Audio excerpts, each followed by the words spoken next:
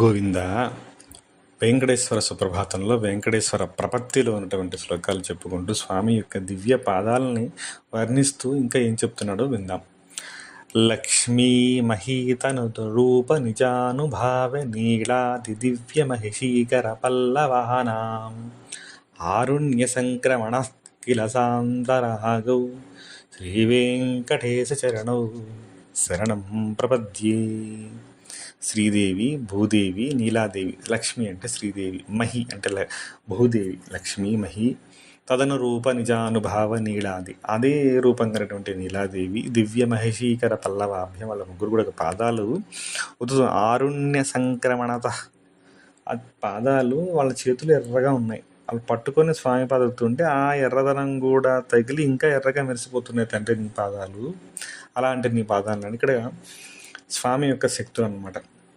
ఇప్పుడు మనం మన శరీరం యోగపరంగా చూసుకుంటే ఇడా పింగళ సుషుమ్న నాడుల్లో ఈ యొక్క దివ్య చైతన్యం మనకి అనుభవం అవుతూ ఉంటుంది.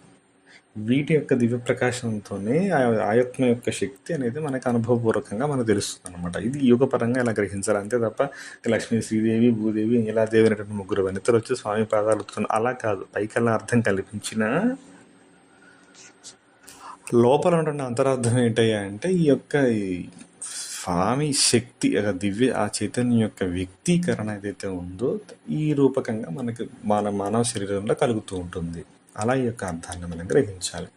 ఇంకా ఏం చెప్తున్నాడు అంటే ఇంకా ఏంటంటే నిత్యానమద్విధి శివాది కిరీట కోటి ప్రత్యుప్త దీప్త నవరత్న మహాప్రరోహై నీరాజనావిధి ముదారముపాదధానౌ శ్రీ వెంకటేశ చరణౌ శరణం ప్రపద్యే. నీ సేవ కోసం వచ్చే, నిత్యము నిన్ను సేవించడానికి వచ్చే నిత్య నమ ఇప్పుడు నమస్కరిస్తున్నారు ద్విధి శివాది కిరీట కోటి.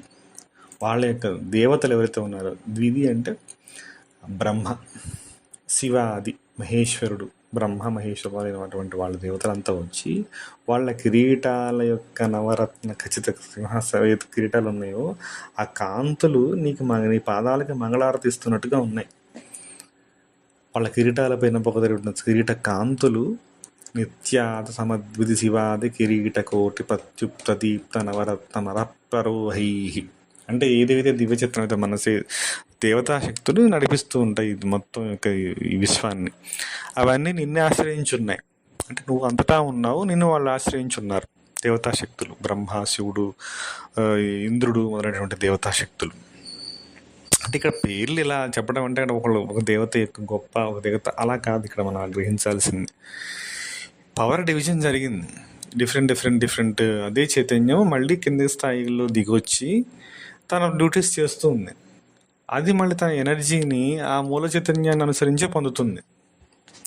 ఇప్పుడు రోజు మనం లేచి డిఫరెంట్ పనులు చేస్తుంటాం. డిఫరెంట్ పనులు చేస్తున్నప్పుడు డిఫరెంట్గా యాక్ట్ చేస్తూ ఉంటాం. తండ్రిగా ఒక చోట, టీచర్గా ఒక చోట, ఎంప్లాయీగా ఒక చోట, ఒకే పర్సన్ రకరకాలుగా బిహేవ్. ఒక మనిషి ఉదయం నిద్ర లేచిన దగ్గర నుంచి పడుకునే వరకు 10 నుంచి 15 రకాలుగా సంబోధింపబడుతూ వాడు రకరకాలుగా చేస్తూ ఉంటాడు. వాళ్ళ రకరకాల సార్ అని పిలుస్తారు, ఒక ఆయన బాబు అని పిలుస్తారు, తండ్రి అదే బాబు చిన్న అని పిలుస్తారు, నాన్న అని తన కొడుకు పిలుస్తూ ఉంటాడు, ఏమండి అని భార్య పిలుస్తూ ఉంటుంది. రకరకాలుగా వాడు బిహేవ్ చేస్తూ ఉంటాడు. అలాగే దివ్య చైతన్య శక్తి వాటి యొక్క డ్యూటీస్ చేసేటప్పుడు డిఫరెంట్గా ప్రకటితం అవుతూ ఉంటుంది. బట్ ఎనర్జీ ఏదైతే ఉందో తన లోపల ఉన్నటువంటి ఆత్మ నుంచి గ్రహిస్తూ ఉంటుంది. అట్లాగా ఈ దేవతా శక్తులు నీ యొక్క పాదాలని ఆశ్రయించడానికి వచ్చినప్పుడు వాళ్ళ యొక్క ప్రభావం ఏదైతే ఉందో, ఆ కిరీటాల యొక్క చైతన్య స్థితి ఏదైతే ఉందో, కిరీటాల యొక్క కాంతులు నీ పాదాలపై మెరిసి నీకు నీరాజన ముదారముపాదదానం, నీకు మంగళాహారతిస్తున్నట్టుగా ఉంది తండ్రి. అలాంటి పాదాలని నేను శరణ పెడుతున్నాను అని చెప్తూ ఇంకా ఏం చెప్తున్నాడయ్యా అంటే విష్ణో పదే పరమ ఇత్యుత ప్రశంసౌ యౌ మధ్య ఉస్త ఇతి భోగ్య దయాప్యుపాత్తౌ భూయస్తతేవి తవ పాణితర ప్రతస్థౌ శ్రీ వెంకటేశ చరణౌ శరణం ప్రపద్యే. విష్ణుమూర్తి యొక్క ఉత్కృష్ట స్థానం అనేది వైకుంఠం. విష్ణు పదే పరమే మధ్య దృష్ట. విష్ణు యొక్క ఇత్యుత ప్రశంసవు, ఆ విష్ణుమూర్తి యొక్క ఉత్కృష్టమైన స్థానం ఎక్కడుంది అంటే స్వామి యొక్క పాదాలే వాటి యొక్క శక్తి భక్తిని వ్యక్తీకరించడానికి వైకుంఠం స్వామి ఉండేది వైకుంఠం. విష్ణో పదే పరమ ఇత్యుత ప్రశంసౌ యౌ మధ్యుత్సవ ఇది భోగ్యత పుణ్య ఆత్తౌ. మధ్య వస్తు తేనె యొక్క ఇది అనుభవపూర్వకంగా ఉన్నటువంటి ఉపాత్తౌ భూయ మరల తథేతి తేనెలాగా ఉందన్నమాట. ప్రాణతర ప్రతిష్టవు నీ అంటే పాద ఇంకా మొత్తం ఇదంతా ఏంటంటే విష్ణువు అంటే సర్వత్రా జగతమైన ఒక్కొక్క పదంగా పోతే ఇంకా చాలా వివరణాత్మకంగా వస్తుంది. ఇక్కడ మనం వేదాల సారం ఋగ్వేదంలో విష్ణు పదే పరమే అనేటువంటి దాన్ని ఇక్కడ ఉదాహరణగా తీసుకుంటూ అందులోనే మధ్వ ఉత్సాహ అంటే తేనె ఊట, మధ్వ ఉత్సాహ అంటే తేనెలాగా ఉందన్నమాట. ఆ తత్వం ఎవరైతే గ్రహిస్తారో అందులోనే రమించి అందులో ఉన్న ఆనందాన్ని ఎప్పుడు అనుభవపూర్వకంగా ఉంటాడు అని చెప్పడం. విష్ణువు అంటే సర్వగతంగా, విష్ణువు అన్న పదానికి అర్థం అంటే మొంతటా ఉన్న వ్యాపించి ఉన్నటువంటి దివ్యగతమైనటువంటి చైతన్యము. ఆ చైతన్యం ఎప్పుడైతే అనుభవపూర్వకంగా వస్తుందో ఆ అనుభవపూర్వకంగా వచ్చినటువంటి సాధకుడి యొక్క స్థితి రమ్యంగా ఉంటూ రోజు ఆ తేనెని రోలుతూ ఉంటాడు అనమాట ఆయన. అది పరమభోగ్యాలుగా వాడికి అనుభవపూర్వకంగా కష్టం వచ్చినా సుఖం వచ్చినా అది విష్ణు ప్రసాదంగానే స్వీకరిస్తాడు. నేను ఏదైతే అంతకుముందు గత జన్మల్లో తీసుకున్నానో అంతకుముందు ఏదైతే ఉందో నా యొక్క సంకల్పం విష్ణు సంకల్పంగానే భావించి విష్ణు యొక్క ఈ రసరమ్యంగా ఉన్నటువంటి ఆ తత్వంలోనే రమిస్తూ ఉంటాడు ఆ యోగి, ఆ సాధకుడు. ఆ స్థితికి తీసుకెళ్ళేవి విష్ణు పాదాలే. ఆ తత్వమే మళ్ళీ ఆ స్థితికి తీసుకెళ్తుంది. అలాంటి నీ చరణాలని నేను శరణపొందుతున్నాను తండ్రి, ఓ వెంకటేశ్వర, శరణం ప్రపద్యే. అలాంటి నీ పాదాలని నేను ఆశ్రయిస్తున్నాను అలా చెప్తున్నాడు. ఇక్కడ పార్థాయతత్వదృశసారథినా త్వయైవయౌ దర్శితౌ స్వచరణౌ శరణం వ్రజేతి భూయోపి మహ్యమిహితౌ కరదర్శితౌ తే శ్రీవేంకటేశ చరణౌ శరణం ప్రపద్యే. ఇక్కడ అద్భుతంగా చక్కటి ఒక ఉపమానాన్ని ఎంత బాగా చెప్పాడంటే, పార్థాయ అర్జునుడికి సారథిగా ఉన్నావు అని ఉండి అర్జునుడి సారథిగా ఉండి అర్జునుడు నడిపించావు. అప్పుడే కాదు ఇప్పుడు కూడా నువ్వు నాకు సారథిగానే ఉంటావు. నేనే ఉన్నాను రా బాబు అని చెప్తున్నావు. ఎలా చెప్తున్నావు? భూయోపి మిహ్యమిహితౌ కరదర్శితౌతి. నాకు కూడా చూపిస్తున్నావు బాబు, నా పాదాలు పట్టుకోరా. స్వామి యొక్క వరదహస్తం తన పాదాలను చూపిస్తూ ఉంటుంది. నా పాదాలు ఆశ్రయిస్తే నీకు అర్జునుడికి అని కాదురా బాబు, నీకు కూడా సారథిగా ఉంటాను. నువ్వు ఆశ్రయించాల్సింది నన్ను ఆశ్రయిస్తే చాలు. ఆ టైంలో అర్జునుడికి సహాయం అయ్యి సారథిని ఉండి అతనికి సహాయం చేశాను. అతనికి నాకు శరణ పొంది నాకు శరణ పొందాడు కాబట్టి వాడు సహాయం చేశాను. అర్జునుడికే కాదు నీకు కూడా చేస్తాను. నన్ను పాదాలను ఆశ్రయించు. నా భూయోపి మహ్యమిహితవు కరదర్శితవుతే. కరదర్శి అంటే కరము అంటే చెయ్యి. ఆ కరము ఇలా ఎటువైపు చూపిస్తుంది? తన పాదాలను ఆశ్రయించమని చూపిస్తుంది స్వామి యొక్క వరదహస్తం. ఆశ్రయిస్తే నీకు కూడా నేను సారథిగా ఉండి నీ జీవితాన్ని నేను నడిపిస్తాను. ఎప్పుడైతే ఆ దివ్య చైతన్యం యొక్క పాదాలను మనం ఆశ్రయిస్తామో ఆ మొత్తం అదే తీసేసుకుంటుంది మన బాధ్యత మొత్తాన్ని. అలా చెయ్యమని స్వామి చెప్తున్నాడు. తన పాదాలు ఆశ్రయించు అని. ఎక్కడ ఉండి వెంకటాద్రిలో ఉండి నువ్వు మా పక్కనే ఉన్నావు అయ్యా. నువ్వు ద్వాపర యుగంలో అర్జునుడికి మాత్రమే కాదు, అరే బాబు నువ్వు నన్ను ఆశ్రయించి నీకు కూడా నేను చేస్తాను, నేను సారథిగా నేను నడిపిస్తానని చెప్పేసి నువ్వు ఆ భంగిమలో స్థానక భంగిమలో నిలబడి నా పాదాలను ఆశ్రయం చెప్తున్నావు స్వామి వెంకటేశ్వర. అలాంటి దివ్య పాదాలని నేను ఆశ్రయిస్తున్నాను తండ్రి అని ఇంత చక్కగా అడుగుతున్నాడు అనమాట. అచ్చా, స్వామి యొక్క భంగిమ స్థానక భంగిమ అర్థం అదే. నా పాదాలు ఆశ్రయిస్తే ఈ సంసార సాగం కటిహస్తం మోకాళ్ళతో ఉంటుంది అని చెప్పడం. ఇంకా ఏం చెప్తున్నాడు?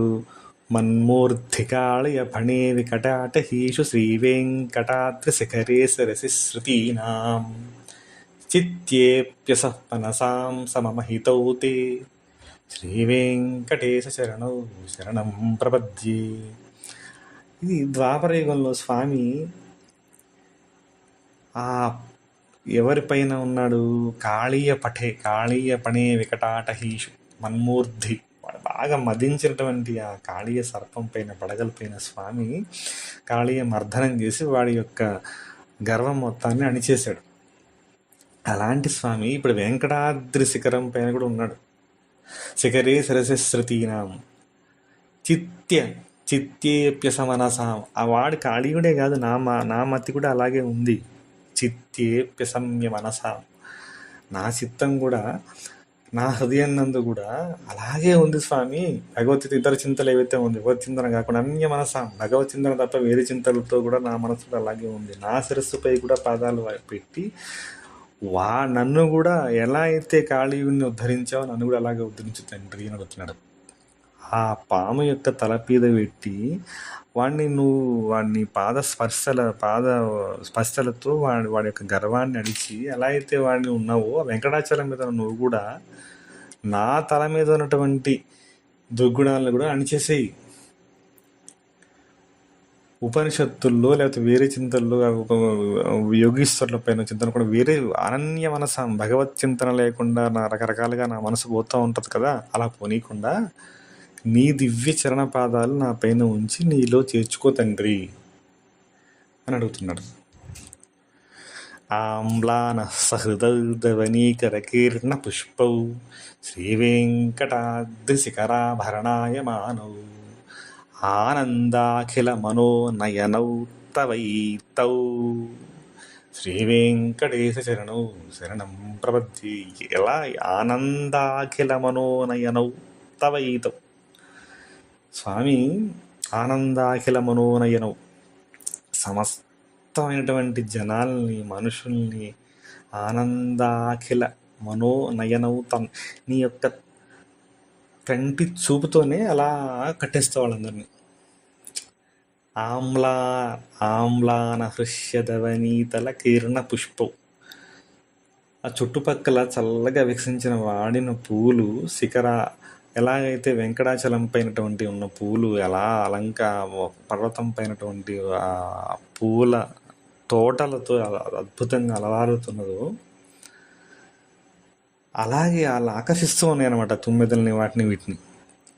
ఆనందాఖిల మనోనయనౌ తవైతో, నీ యొక్క కంటి చూపు కూడా నిన్ను ఆశ్రయించే వాళ్ళని ఆకర్షిస్తూ ఉంది.